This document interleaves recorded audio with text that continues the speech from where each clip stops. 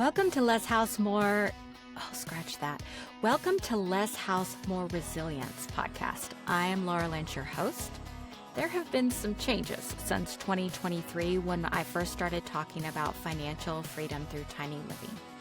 We now need to think beyond just money and focus on creating resilience in uncertainty.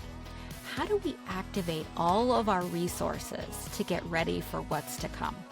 First, we live outside of the American consumer dream. Then we get to work. So whether you're an ostrich, an activist, or somewhere in between, join me in conversations about building resilience through tiny and alternative living.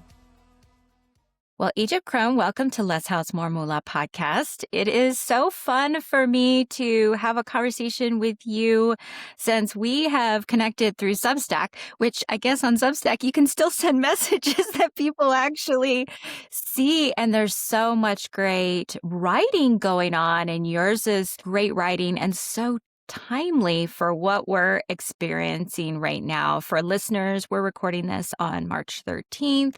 So we are 14 days into this crazy and illegal war that we're in.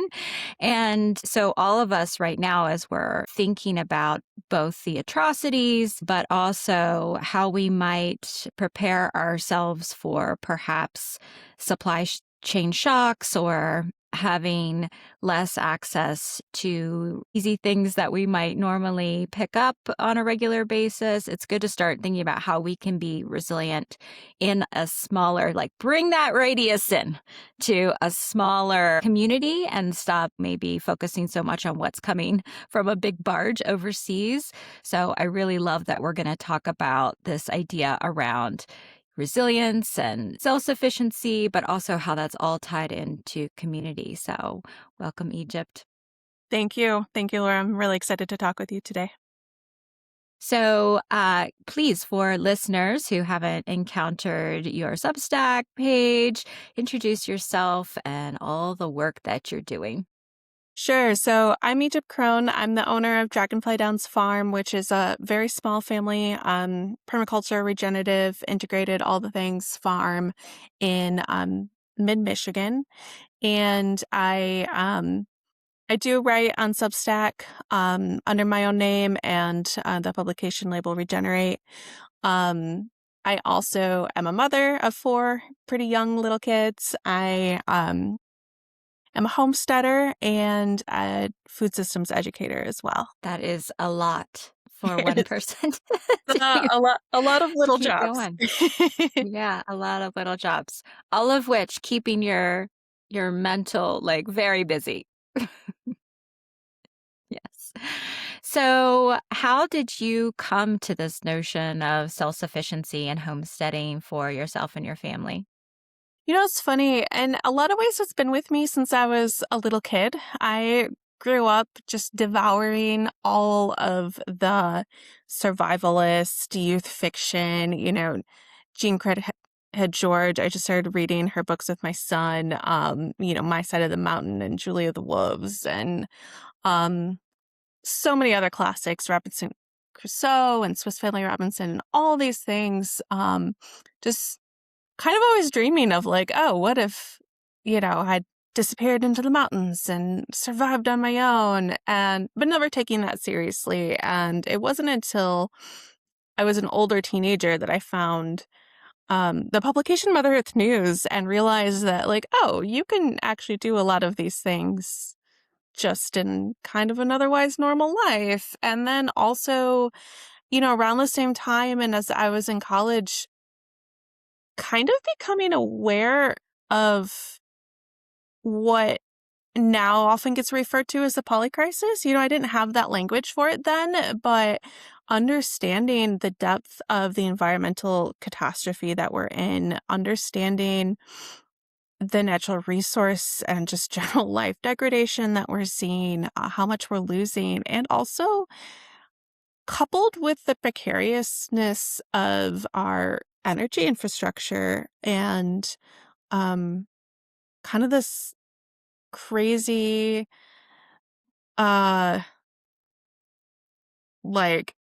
almost like a Ruth Goldberg machine modern life that we've kind of created is like a massive stack of cards, and just realizing that in a way, um, I really lost faith in kind of modern civilization, Western society. And I was also really disturbed at that time in particular with just the level of violence and cruelty that's kind of hidden behind the scenes. Um, just how extractive and destructive kind of everything that we do. I have a lot more nuance on this perspective now, but it's still fundamentally true. And that really disturbed me as a young person. And I really wanted to figure out how to live differently, like live in a way where I could look myself in the mirror and not feel like I was being cruel and violent and destructive to people and beings outside of my own like immediate circle. Um, and that all of those things together really pushed me towards both sustainable agriculture and kind of what we generally call today homesteading skills. And I was really lucky to be able to do a fair amount of traveling when I was in college, through university programs and study abroad, always in kind of agricultural fields. So I had to learn all of these really tangible skills that felt really important to me at the time and still do. From people around the world, which is something I'm always going to be really grateful for. I got to learn how to make cheese at this beautiful dairy farm in the south of France. And I got to, I learned how to spin from abuelas in the Peruvian mountains, and just all these little pieces, all these little threads that um, each one to me felt like a weight off my shoulders. Like, okay, my children will have clothes no matter what happens. They will have food no matter what happens. You know, all of these little pieces coming together felt like um, true security to me in a way that I couldn't find a motivation to find in our like more traditional fiscal system at that time. That's so beautiful because I think that when we get siloed in the system that we were born into and we don't have those opportunities to be exposed to other ways of life, then it doesn't occur to us, right, to go seek out that information. You have to kind of just encounter it, serendipitously, and then be able to say, oh, I could do that and I could apply that. And so it's such a amazing thing the way that life will guide you around to have exposure to all these different concepts, and you can be so blind for so long if you don't get that exposure. And so hopefully this conversation will spark some sort of curiosity in someone who hasn't thought about all the ways that they could actually take care of themselves um, through your experience. And especially as we consider this moment of the continuation of challenges, of ways that we are normally used to doing all of these things, it's time for us to activate perhaps some hidden history in our memory, or in our collective memory. So let's talk about heritage skills a little bit, specifically around the food farm and kitchen. This is something that I see a lot of people just mentioning, like, I don't have the knowledge that my grandmother had, right?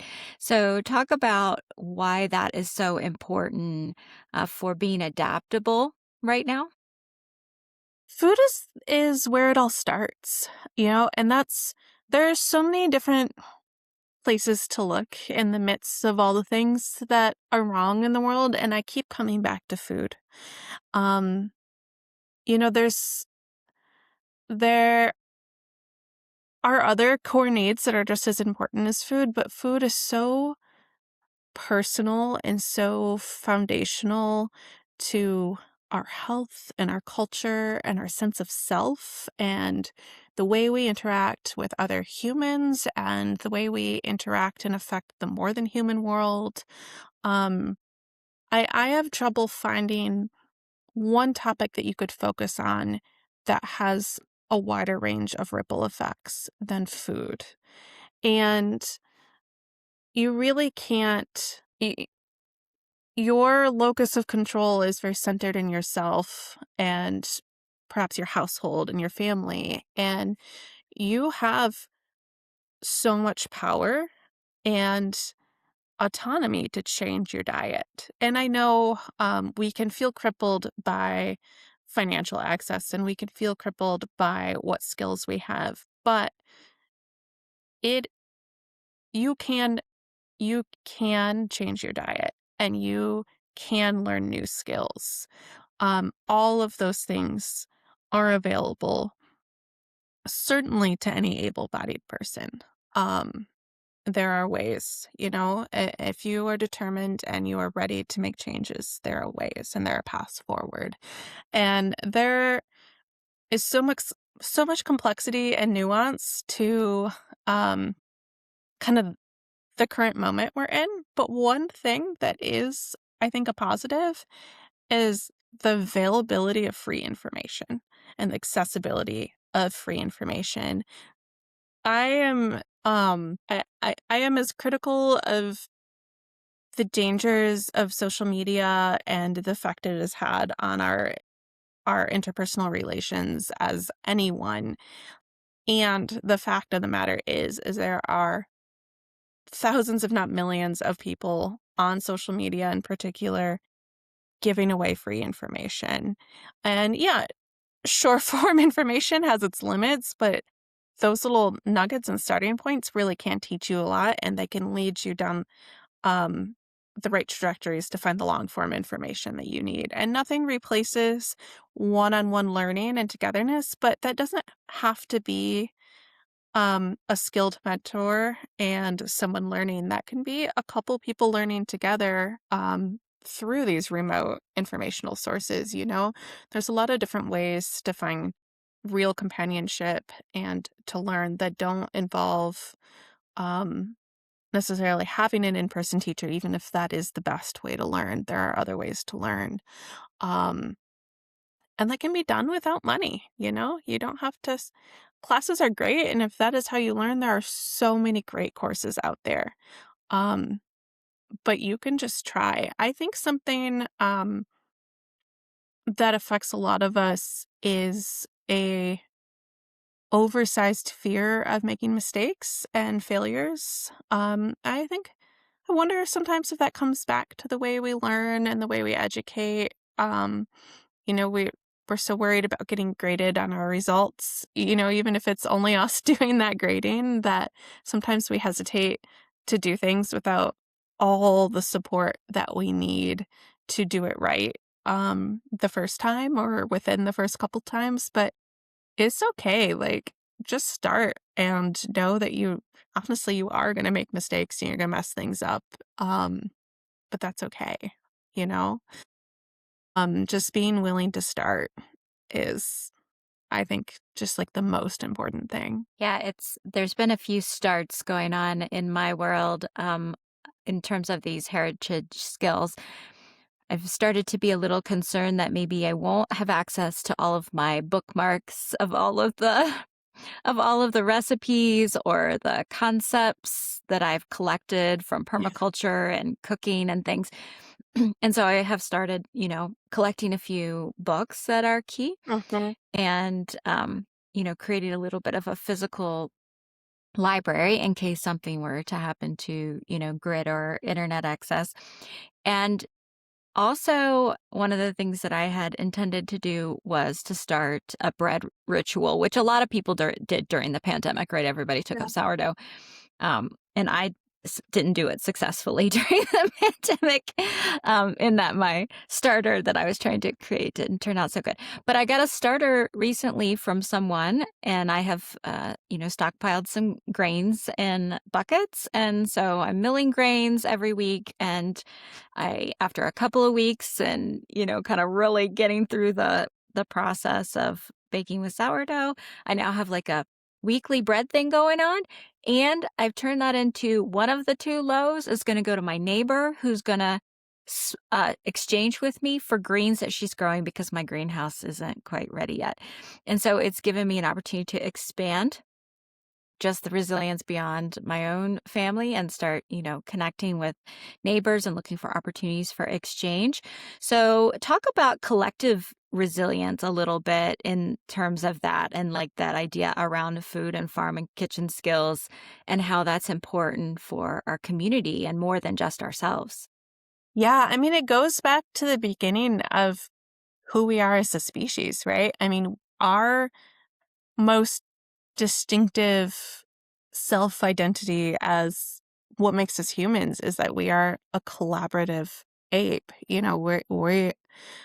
Our species' special sauce is that we will collaborate in a really fundamental way.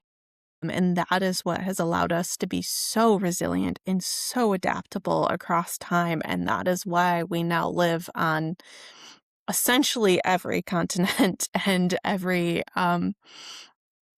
climate and biome imaginable. Like there are humans who have found a way to make that work. And so much of that, it's adaptability and resilience, which I think should give us a lot of hope in this moment. Like our world is changing and we can survive it. We have, as a species, survived climate changes before, and we can survive this one.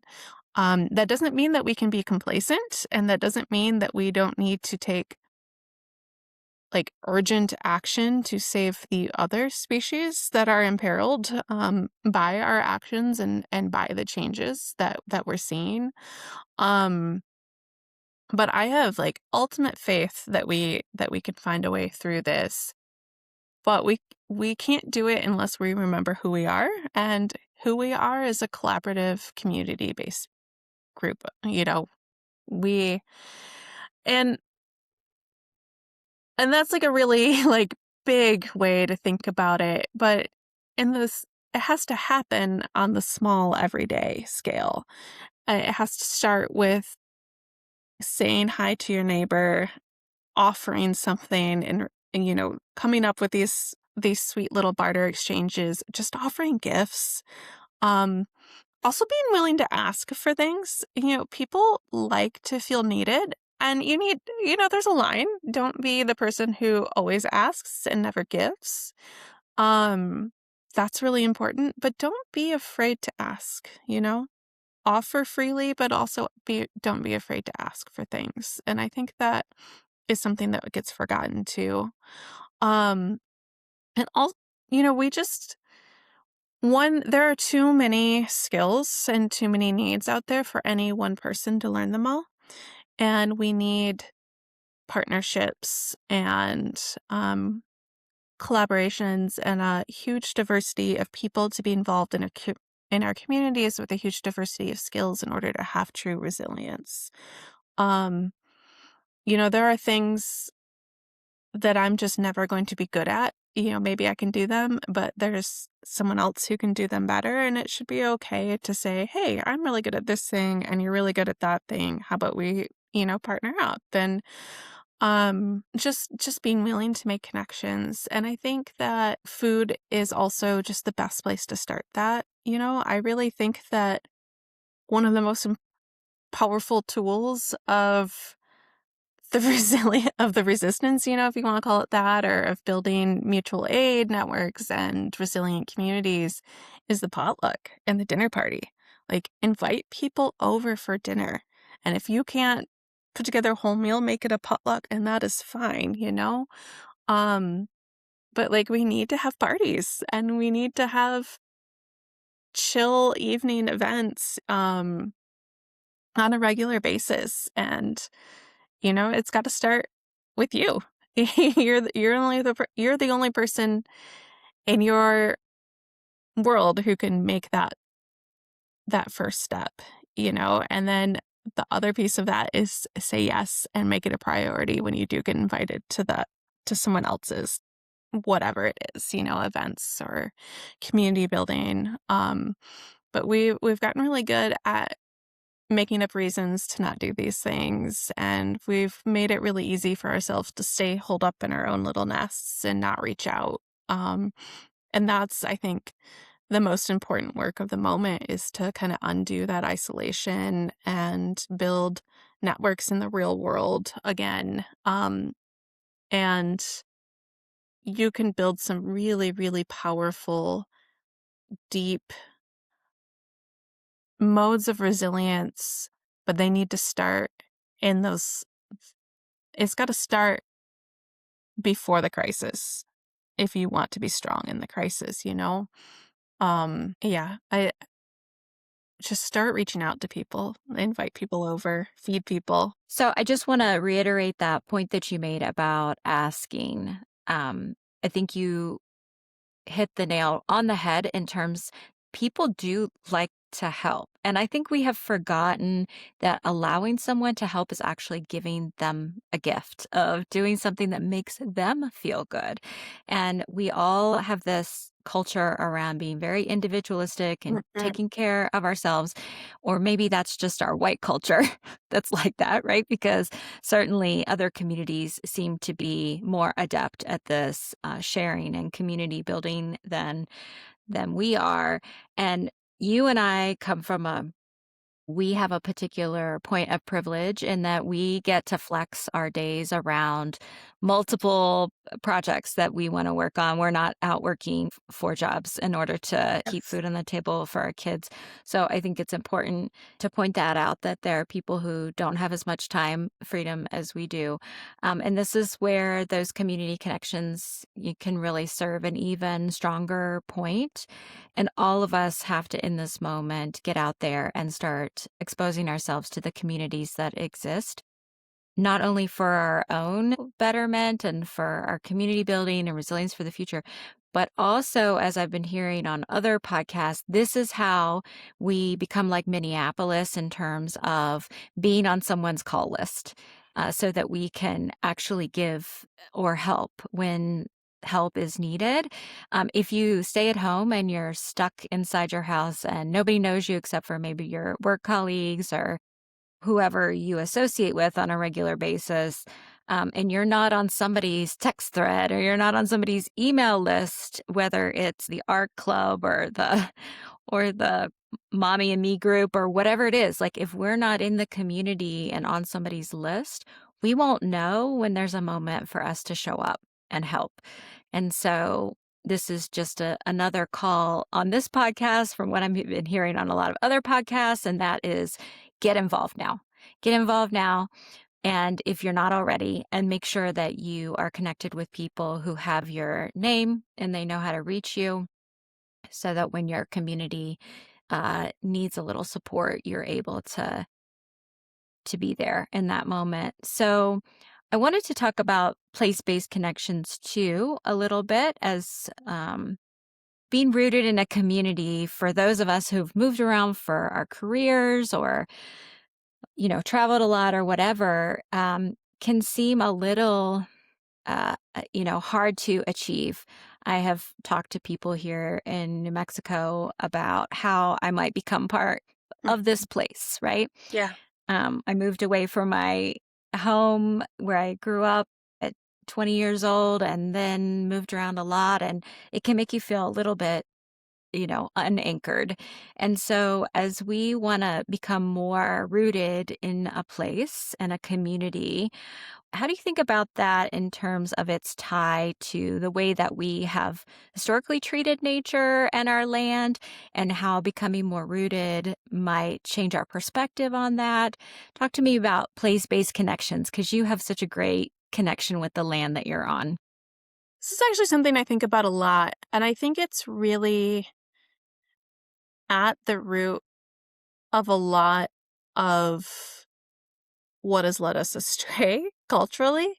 Um, and there's a lot of different places to start in this conversation. I really fundamentally believe that the soil itself is just the foundation of all terrestrial life on this planet. And I don't think we've done nearly anything approaching on a good enough job of giving the soil and the community that exists within the soil, the credit that it's due. And it's that, each soil is so unique. Each microbiome is in that soil is so unique. That there are other cultures that have a word for this. I had the privilege of studying the concept of terroir, which is a French concept of um, flavor and food quality and uniqueness based on the specific regionality. And that is easiest to understand and often related to wine. So you think of like a traditional champagne wine, for example. It's like a specific grape variety, but it's also a specific region. And it's those two things together that make that flavor. And you can't get that true flavor in any other combination, and in any other place. And that comes down to the very unique makeup of that soil, right? And that is that reflects outward on so many other things than just, a wine quality or a type of cheese. It's everything that is true about a place and all of the life in that place. And each place is its own unique community. And, I really, really respect and have been very heavily influenced by the work of Wendell Berry. And one of his quotes that has stuck with me the most is something to the effect of there are no unsacred places. There are only sacred places and desecrated places. And I fundamentally believe that like every place is sacred and every place is just profound and unique and special in its own way. And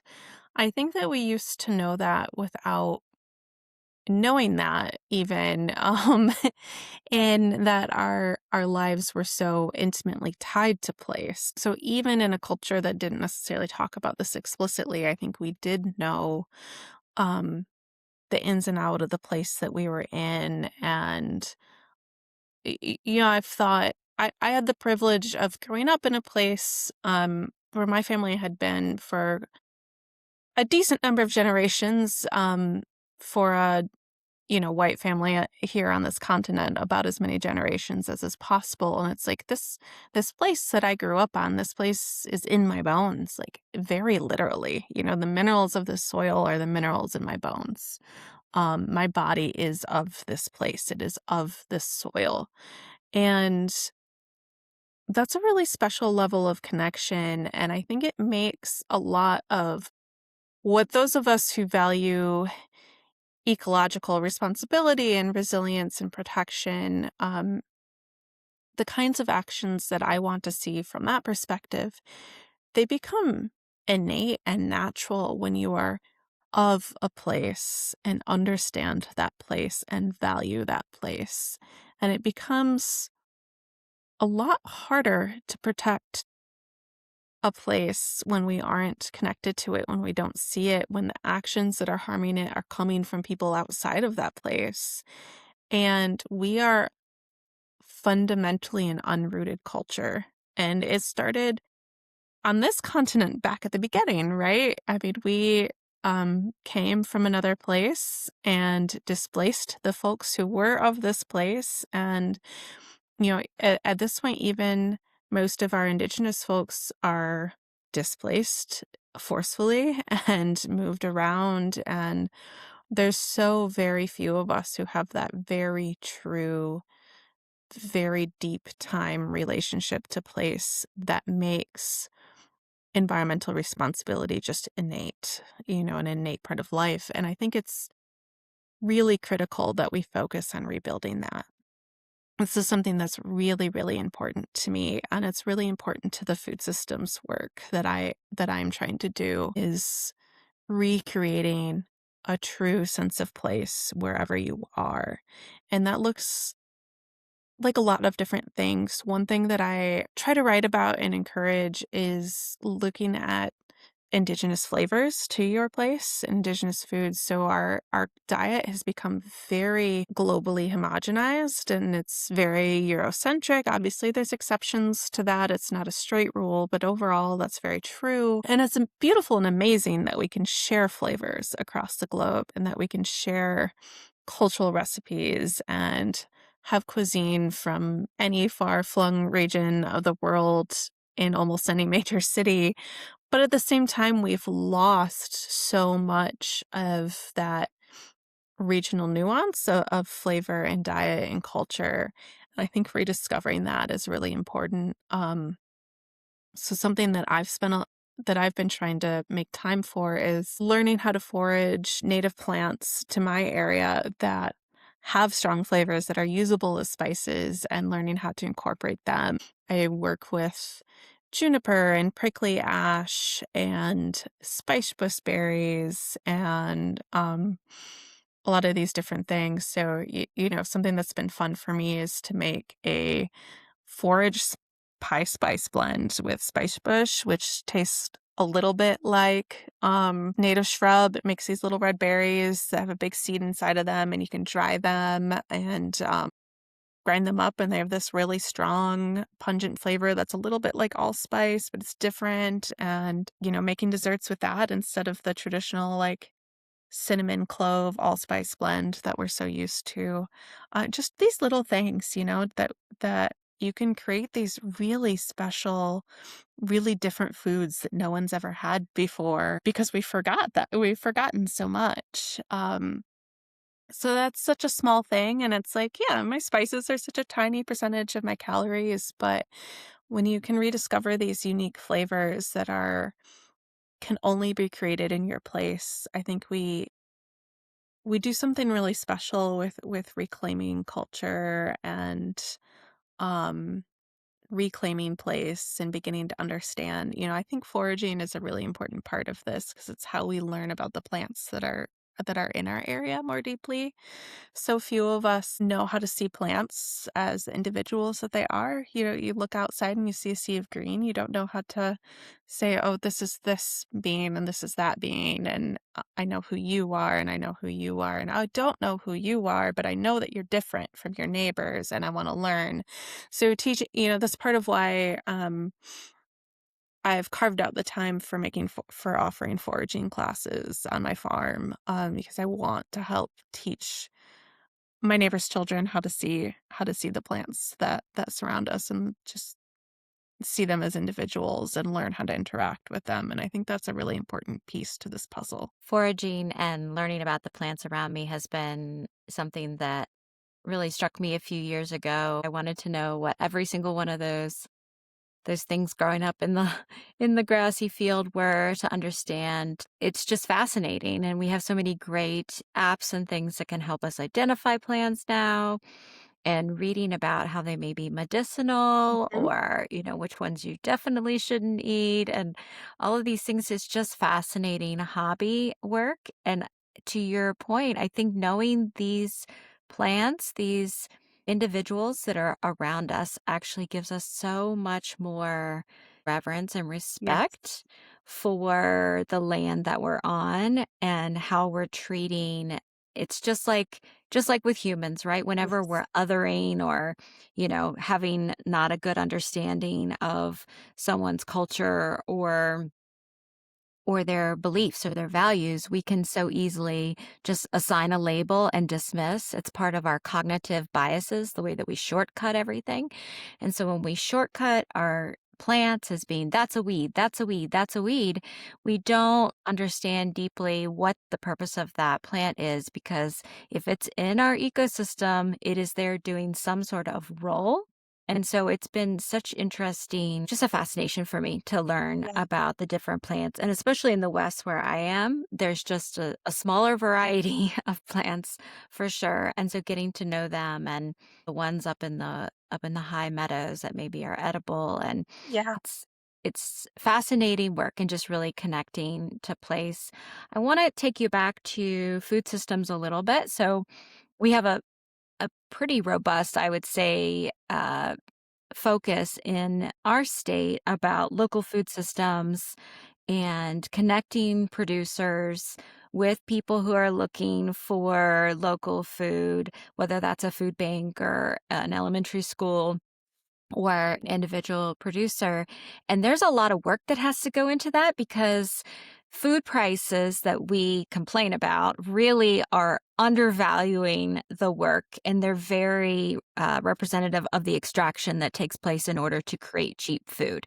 We pay very little for our food. And so when we go maybe to the farmer's market and we have to pay more, which small producers generally are never making a living off No, of the work do that not. they are doing to produce this food. And yet we feel like the prices are so much higher because what we have experienced is prices that are subsidized, prices that are extractive from cheaper labor, prices that are basically have destroyed all of the soil microbiome, and prices that basically are based on the petroleum, the oil, the natural gas that's used to make the fertilizers.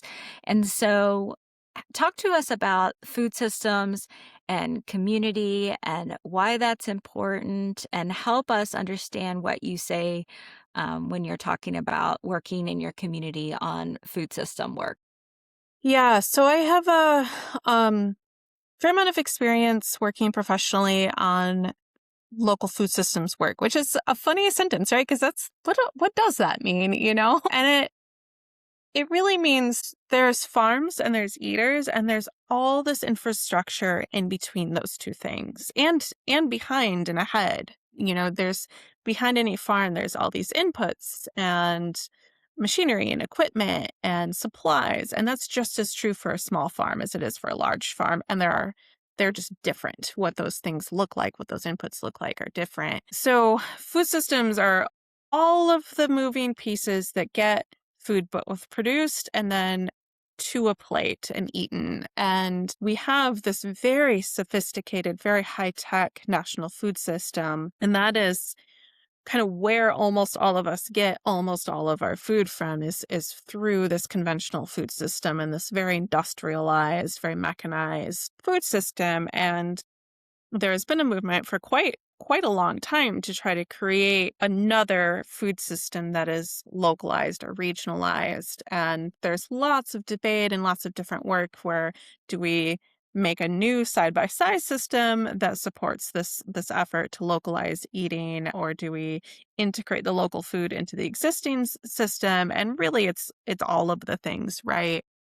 This work is really tricky because farmers make such small margins. I mean, think about like a business that we think of having really tight margins, like restaurants or food service, and farm margins are usually even tighter.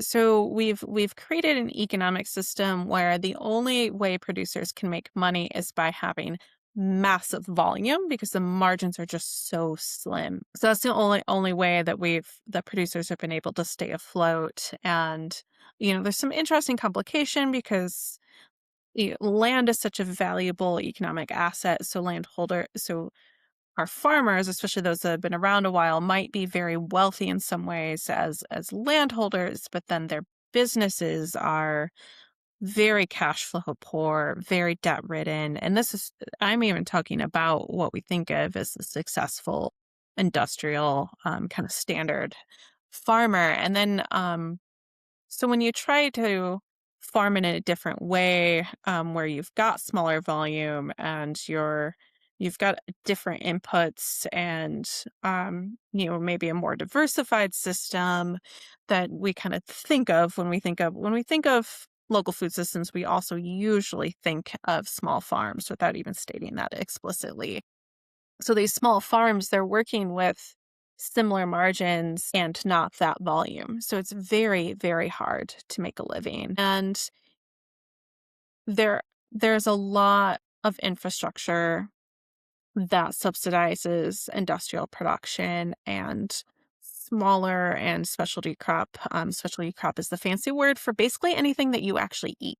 So any vegetable or fruit, in particular, flowers and some other ornamentals kind of fall into that bucket. But basically anything that you would actually buy at a farmer's market or fresh from a grocery store and then bring to your kitchen and cook, that's considered a specialty crop.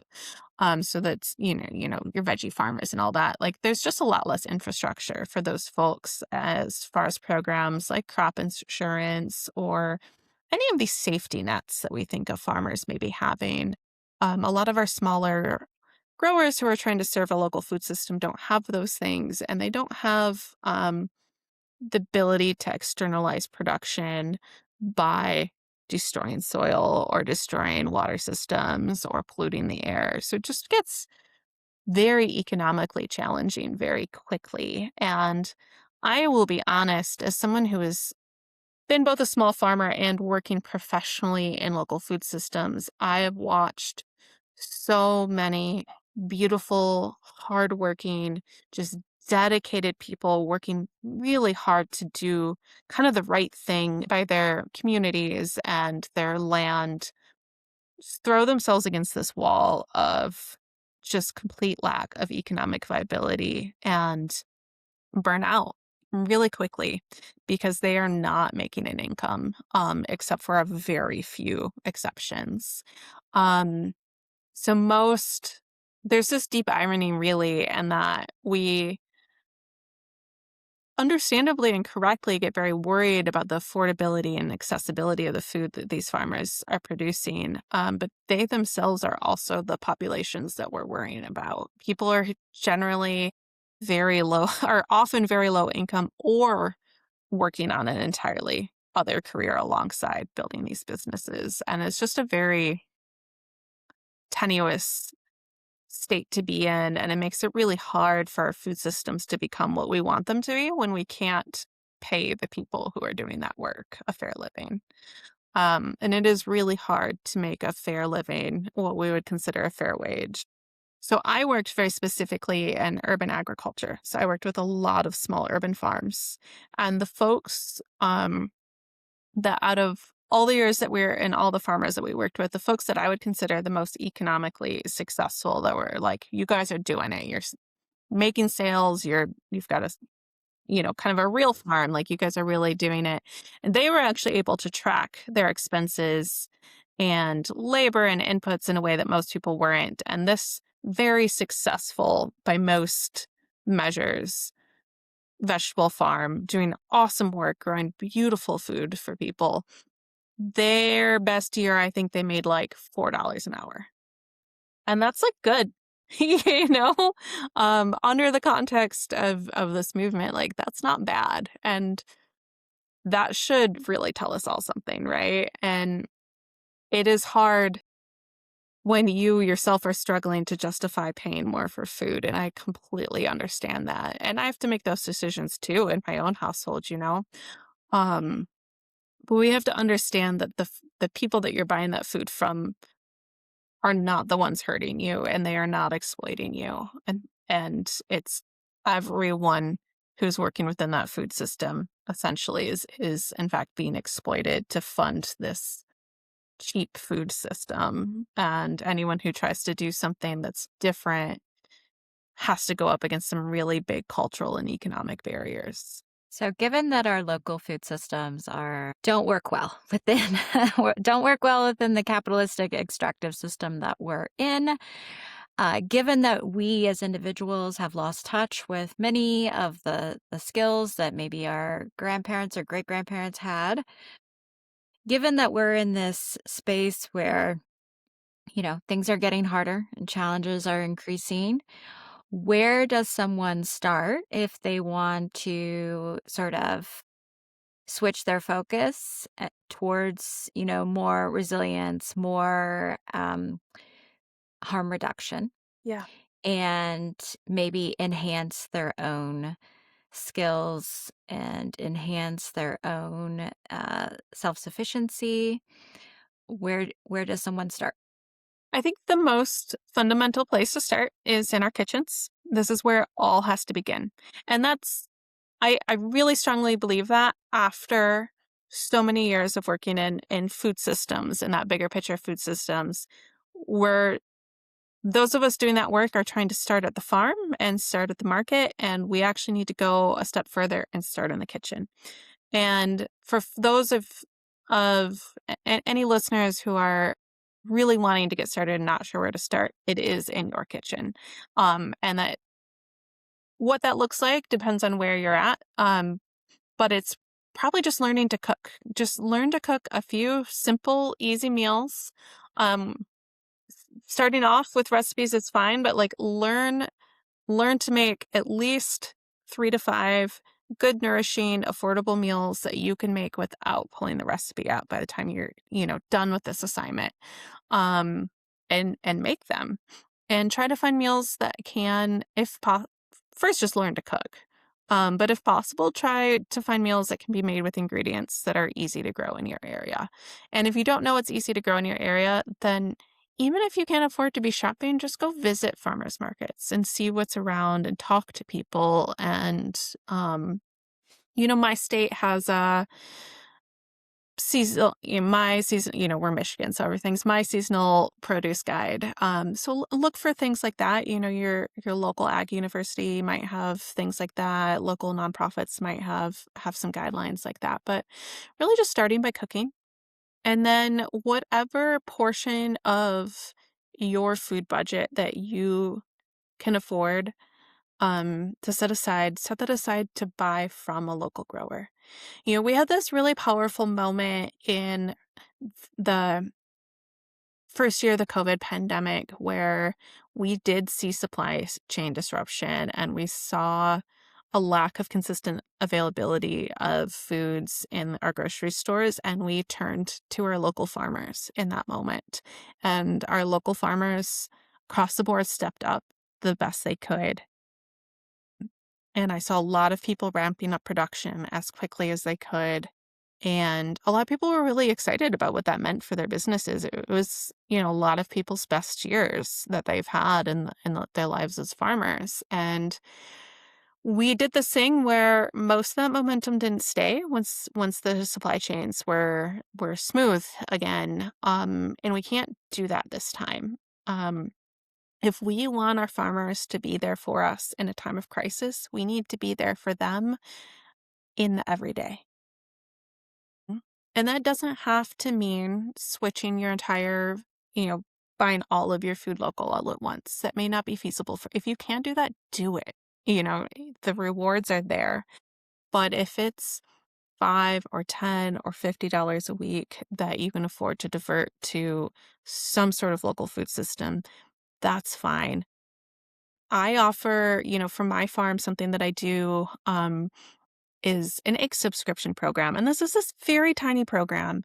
Um, but it just makes it easier for me as a grower to sell eggs. If you sign up for 10 weeks at a time, it's $5 a week, and your eggs will just be there. You don't have to think about it. I offer delivery to a few neighborhoods. I do this thing where I partner with some local businesses to take food scraps home for my animals. So I will then deliver to the neighborhoods surrounding these businesses. And it's all this really great synergy. And it's such a tiny thing. It's 15 dozen eggs a week. That is a drop in the bucket of what is consumed in my area. And a dozen eggs is not that many calories. It's a drop in the bucket of what each of these families consume. But we're making these connections, and it's been really powerful. And we've had some really beautiful things come out of that. Some of my subscription members then go on to buy a pig for me. Or, we had this really sweet moment where I messed something up, and I wanted to go fix it for them. And then they were really grateful that I fixed it for them. And they gave me this loaf of bread. And it's just like these sweet little,